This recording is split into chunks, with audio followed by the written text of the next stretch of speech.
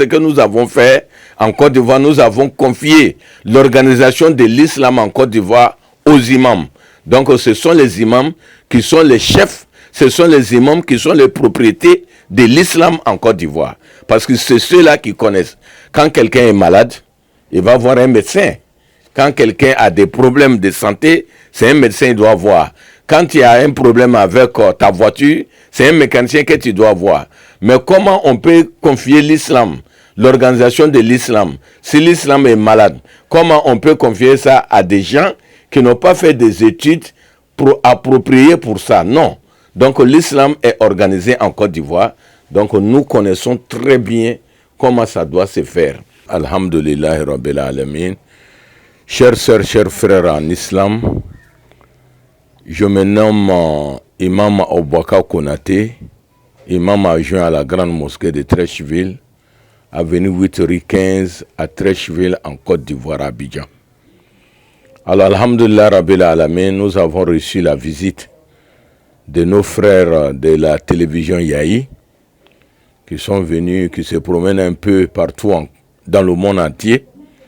Et alhamdulillah, ils sont venus visiter la Côte d'Ivoire. Alors donc aujourd'hui, nous allons parler comment l'islam est organisé en Côte d'Ivoire. La Côte d'Ivoire, c'est un pays d'Afrique de l'Ouest. C'est un pays qui compte à peu près 30 millions d'habitants. Alors, le premier président de ce pays se nommait Félix Houphouët-Boigny, qui a fait plus de 40 ans en train de gérer ce pays.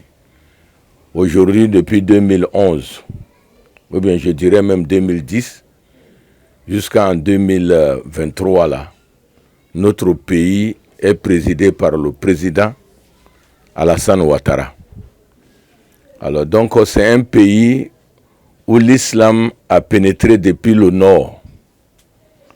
Alors donc, on n'était pas tout à fait organisé islamiquement dans ce pays. Alors donc, il y a quelques imams qui se sont retrouvés en 1987 pour dire que la fête de Tabaski et la fête du Ramadan, ça peut se répéter chez nous 2 jours ou 3 jours, que ce n'est pas normal. Il faut rassembler les imams, il faut rassembler les ulamas, il faut rassembler les sachants coraniques pour que les fêtes soient coordonnées. Alhamdulillah Rabbil Alamin, depuis que ils se sont retrouvés, les grands imams, je veux parler de l'imam qui se sont retrouvés à Treichville et à Djamé, qui sont 2 communes très très influentes de la ville d'Abidjan. Donc ils se sont réunis et ils ont dit qu'on ne peut pas continuer comme ça. Il faut que l'islam soit organisé dans notre pays comme les autres religions. Alhamdulillah Rabbil Alamin. Voilà comment le COSIM que nous voyons aujourd'hui, qui est le Conseil supérieur des imams des mosquées des affaires islamiques, est né. Alhamdulillah. Donc c'est comme ça a commencé petit à petit. Mais pourquoi même ça a commencé? C'est à cause de la fête de Tabaski et de la fête du Ramadan. Les musulmans ont trouvé que peut-être Abidjan pouvait fêter aujourd'hui, et puis le lendemain à l'intérieur du pays, les gens vont fêter. Parce que chacun disait que moi je n'ai pas vu la lune, donc je ne peux pas fêter. Donc c'est comme ça, les imams se sont retrouvés pour mettre en place cette grande association et qui est devenue aujourd'hui une institution même, pour vraiment organiser l'islam en Côte d'Ivoire. Et quand on dit l'islam, il y a beaucoup de secteurs en islam. Il faut organiser la jeunesse, il faut organiser les femmes, il faut organiser les élèves, il faut organiser les écoles islamiques. Tout cela, ça fait partie de l'organisation de l'islam. Donc le COSIM chapeaute l'islam en Côte d'Ivoire. Mais il y a beaucoup d'associations qui sont organisées et qui font le travail avec le COSIM. Je vais parler par exemple de l'AMC. Ça, c'est une association des étudiants musulmans en Côte d'Ivoire. Donc, nous avons mis en place cette organisation pour encadrer les musulmans qui sont dans nos différentes écoles laïques à l'université, et ils sont organisés par rapport à l'AMC. Il y a aussi AGMCI, Association des jeunes musulmans de Côte d'Ivoire. Donc, eux, ils s'occupent de la jeunesse. Parce que quand il dit l'islam, l'islam même, c'est la jeunesse. Ce sont les jeunes qui travaillent pour organiser l'islam partout dans le monde entier. Alors donc, nous avons mis un accent particulier sur les jeunes de Côte d'Ivoire. Donc, les deux associations, la AMC et puis AGMCI, qui ont organisé la jeunesse. La jeunesse, c'est-à-dire ceux qui sont à l'école, et ils sont organisés par l'AMC, et ceux qui ont déjà fini l'école et qui sont dans la vie active, ils sont organisés par l'AGMCI. Donc on a pu maîtriser la jeunesse. Alhamdulillah, nous sommes montés maintenant à la LIPSI, Ligue islamique des prédicateurs. Ça, c'est une association qui organise et qui harmonise. Ils font l'harmonisation entre ce que nous devons dire à la communauté musulmane en Côte d'Ivoire. Donc, nous avons vu aussi naître une organisation que nous appelons OECI. OECI, c'est Organisation des établissements d'enseignement confessionnel islamique en Côte d'Ivoire. Et ils sont là pour organiser les écoles islamiques. Alors donc, moi-même qui vous parle, je suis actuellement le président national de cette organisation. Donc, nous avons mis en place, à travers cette organisation, nous avons mis en place un programme qui est propre à toutes les écoles. Parce qu'avant que cette organisation ne voie le jour, les écoles, chaque école avait un diplôme à part. Chaque école aussi avait son programme propre à elle. Donc nous avons vu que ça là, ce n'est pas bon. Ça ne peut pas marcher comme ça. Donc nous avons unifié les programmes qui sont enseignés dans toutes les écoles islamiques en Côte d'Ivoire, que nous appelons les écoles confessionnelles islamiques en Côte d'Ivoire. Si on a pu maîtriser les élèves, on a pu maîtriser la jeunesse, on a pu maîtriser les écoles, maintenant il nous reste les femmes. Il faut organiser les femmes. Donc nous avons mis en place une association que nous appelons AFEMSI, Association des femmes musulmanes de Côte d'Ivoire. Alors tout ça là, il y a beaucoup d'associations ici en Côte d'Ivoire. Même il y a les associations des cadres de ces pays. Donc nous avons organisé tous les secteurs dans ces pays. Alors donc, mais tout ça là, toutes les organisations que je viens de dire, ils sont chapeautés, ils sont organisés, ils sont coordonnés par le COSIM, qui est le Conseil supérieur des imams, des mosquées et des affaires islamiques, qui est présidé aujourd'hui par notre grand imam et notre grand cheikh, Ousmane Diakité. Alhamdulillah Rabbil Alamin. Donc tu vas voir aujourd'hui en Côte d'Ivoire la fête du Ramadan ou la fête du Tabaski. Il y a une harmonisation. Donc ça s'est fait un seul jour en Côte d'Ivoire. Si les imams, parce que quand on dit l'islam, on parle des imams. L'islam appartient à quelqu'un.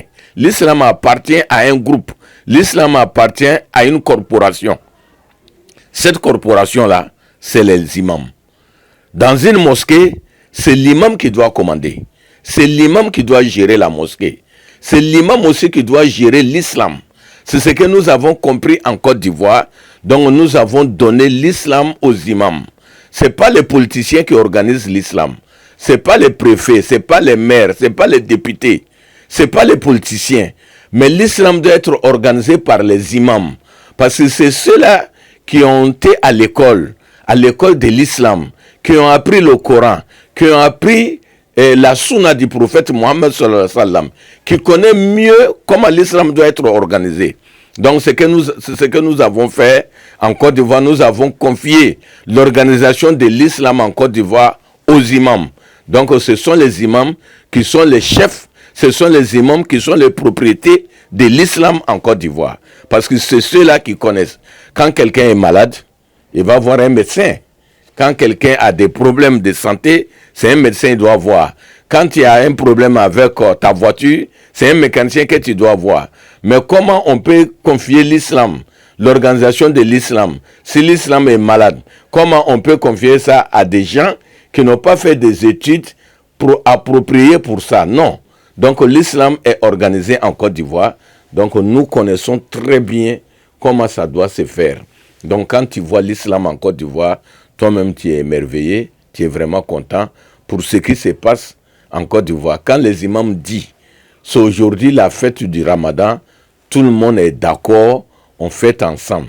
Quand les imams disent que c'est aujourd'hui la fête des Tabaski, tout le monde est d'accord pour faire le Tabaski, la Tabaski plutôt. Quand on dit, les imams disent qu'il y a quelque chose qui concerne l'islam, donc tout le monde est d'accord que c'est normalement, c'est l'islam, c'est les propriétaires de l'islam qui ont parlé. Donc tout le monde est d'accord et tout le monde fait ce que les imams ont demandé de faire. Alors voilà ce que nous faisons en Côte d'Ivoire. Alors donc, je demande aussi à mes concitoyens qui sont en dehors même de la Côte d'Ivoire de faire la même chose. Parce que quand on dit l'islam, l'islam c'est une religion, c'est pas une religion où on doit tuer. Hein? Le prophète Mohammed sallallahu alayhi wa sallam, il était avec les Juifs à Médine. Il a cohabité avec les chrétiens à Médine. Il a cohabité avec les non-musulmans à Médine. Il n'a pas été un terroriste. Mais, or, Dieu nous dit dans le Coran, « Laqad kana lakum fi rasulillah uswatun hasanatun » C'est-à-dire le prophète Mohammed était quand même un exemple pour tous les musulmans. Donc, tout ce que tu peux faire, c'est de montrer, c'est de parler, c'est de montrer la philosophie de l'islam à ceux qui n'ont pas encore embrassé l'islam, pour que la personne puisse comprendre. Parce que quand tu vois le prophète Mohammed sallallahu alayhi wa sallam, son comportement a fait venir beaucoup de gens à l'islam plus que sa parole. Donc, ce sont notre comportement qui peut faire les gens, ils vont venir embrasser notre religion. Ce n'est pas la violence qui va faire que les gens vont embrasser l'islam. La violence même va les écarter de l'islam.